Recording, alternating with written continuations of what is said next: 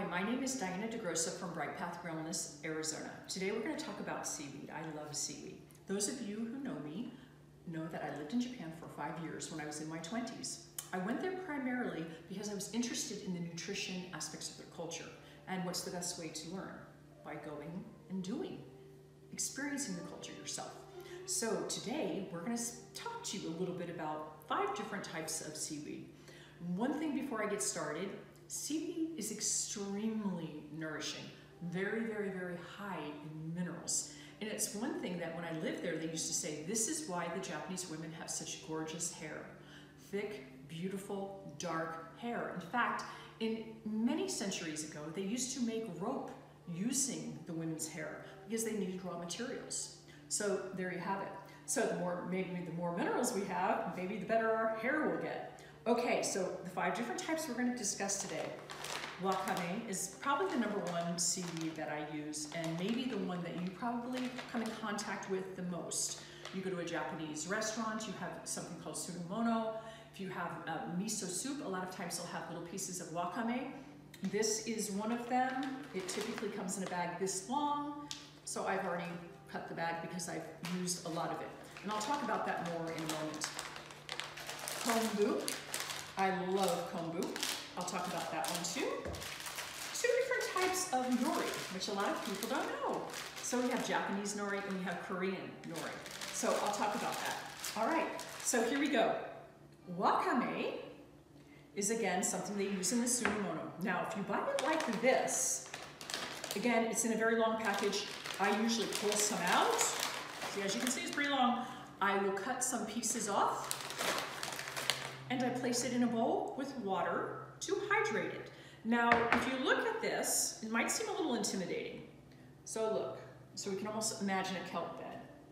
Now, one thing important though, if you use this, is this part here at the top is a little fibrous. So almost like when you eat a green bean, you know how sometimes that little string is almost too fibrous where you have to take it off, or you can feel like you're going to choke on it. So what I usually do is I usually just cut that little membrane off. It's just typically at where the top of the seaweed bed goes, and see, just take a little bit and you just cut that off, and you discard that. You don't need to eat that. And then you just cut this up into fine little pieces, and it ends up looking like this. This is seaweed that I already prepared, wakame that I've already prepared. Now, often you can find it in the store already in little pieces that you just hydrate. However, for some reason in the last year or so, the 3 different Asian markets that I go to, I have not been able to find that type of wakame. So therefore, I had to get this because I can't go without my wakame. I have to have it. What do I use this for? Oh my goodness. I make bone broth. It's actually cooking in the back. In my Christmas present, my Instant Pot, which is going to save me in a tremendous amount of time making our bone broths and things like this. So I'll take half a cup of broth at dinner time. I will place my chopped up wakame. Even a tablespoon or 2 is just fine. And then often I will add also a soy-free miso. I like South River miso, absolutely adore it. And I use red pepper garlic, or the chickpea white miso is also quite lovely. So this is a beautiful way to start a meal. You're getting minerals, you're getting all of the wonderful nutrients in bone broth that help heal and seal your gut. So it's something I highly recommend even to bring back your health. It's beautiful. So this is wakame. Now, again, highly recommend it. It's very neutral. You won't find it to be fishy or too strong at all. Now, another one is hijiki. Now this one, I put it in a white bowl because I wanted you to see it a little. This is more of a very, very, very dark green, or even really black, a black seaweed. And so when we think of black, we think of the color that's related to the kidney energy, which kidney is also related to winter. So these types of foods are very nourishing for the kidney energy, which is also the kidney and adrenal energy. So the endocrine system in general. Now this one, it's very fine. Typically I hydrate this first, of course, and then I strain it, and then I cook that in a pan, usually with sesame seed oil, mirin, which is sweet sake, and also gluten-free tamari or coconut aminos if you're not doing any type of soy at all. And then I actually just let that boil down until the moisture is absorbed, and that's a lovely side dish. That one I don't make as frequently as my other ones. However, probably a couple times a year for sure, okay? Make sure you have dental floss if you eat hijiki, because you will eat it and you will see why. Okay, so kombu is something that comes in sheets, and you can get it even bigger than this.